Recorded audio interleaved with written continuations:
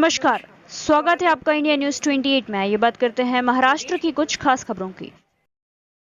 मशाल पेटवून बिगुल वाजवला, माहुली या गावातून झाली सभेची सुरुवात। सांगली जिल्हा तालुका खानापूर माहुली या गावापासून शिवसेना उद्धव बाळासाहेब ठाकरे या गटाची मशाल पेटवून आणि बिगुल वाजवून सभेला झाली सुरुवात। यावेळी लखन भैया आणि वीरू भैया फाळके यांना शिवबंधन बांधण्यात आले। लोकसभा निवडणुकीची आचारसंहिता लागू होताच एक छोटीशी सभा उद्धव बाळासाहेब सेनेच्या वतीने घेण्यात आली होती।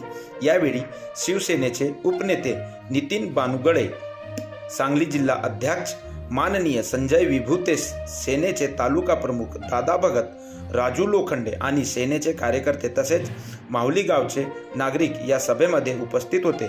यावेळी नितीन बानुगडे यांनी हल्लीच्या सरकारवरती कडाडून टीका करत शेतकऱ्यांची कशी फसवणूक केली व हल्ली होत आहे हे सांगितले आणि जनतेला जागे होऊन मतदान करावे असे आवाहन केले।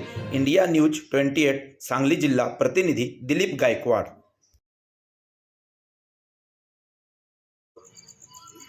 छत्रपती शिवाजी महाराज, वंदनीय हिंदुहृदय सम्राट शिवसेना प्रमुख बाळासाहेब ठाकरे, आदरणीय पक्षप्रमुख महाराष्ट्राचे माजी मुख्यमंत्री उद्धवजी ठाकरे, युवासेना प्रमुख आदित्यजी ठाकरे, गेली 56 वर्षे शिवसेनेसाठी जिने प्रत्यक्ष आपलं योगदान दिलं ते शिवसेनेचे तमाम शिवसैनिक,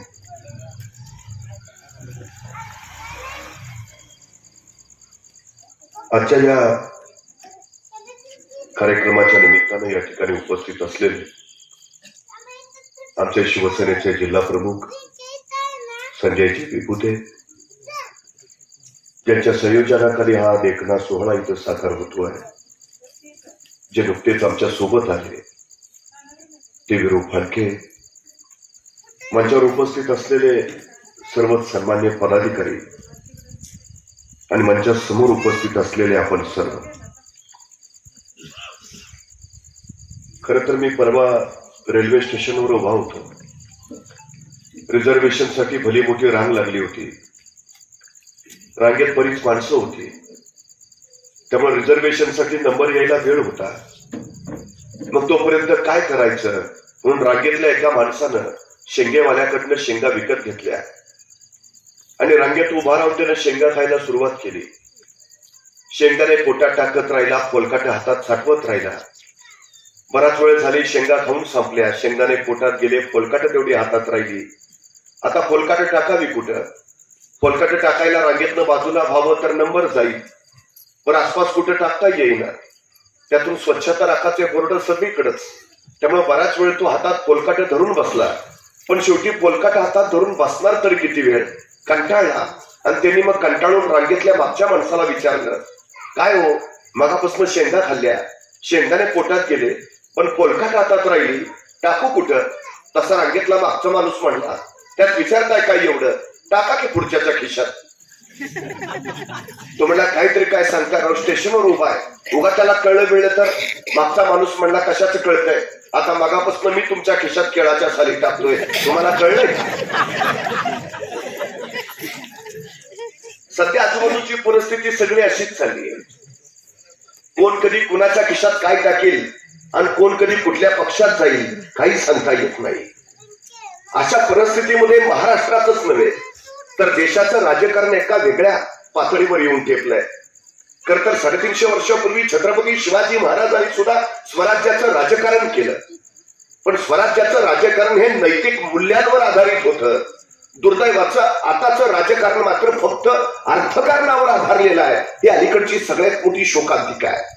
छत्रपती शिवाजी महाराजांच्या राजकारणाला लोकनीती असं म्हटलं जायचं। लोकांचं कल्याण करणं हा राजकारणाचा सगळ्यात प्रमुख भाव असायचा।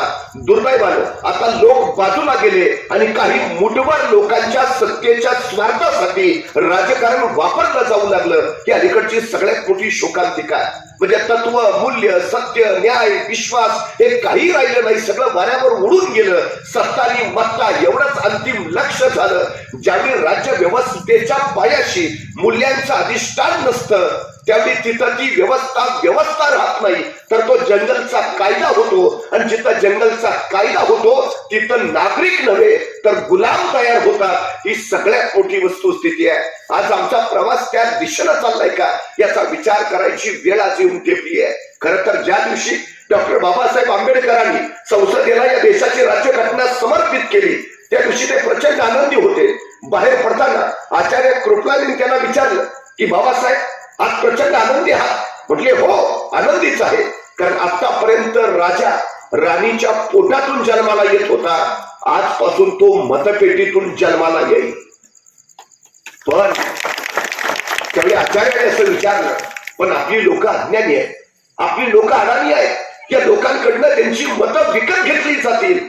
डॉक्टर बाबासाहेब आंबेडकर त्यावेळी असं म्हणाले, हे खरं आहे, पण ज्या दिवशी या लोकांना त्यांच्या मताची किंमत कळेल त्यावेळी हेच मतदार राजा म्हणून उभा राहतील. ही सगळ्यात मोठी वस्तुस्थिती आहे.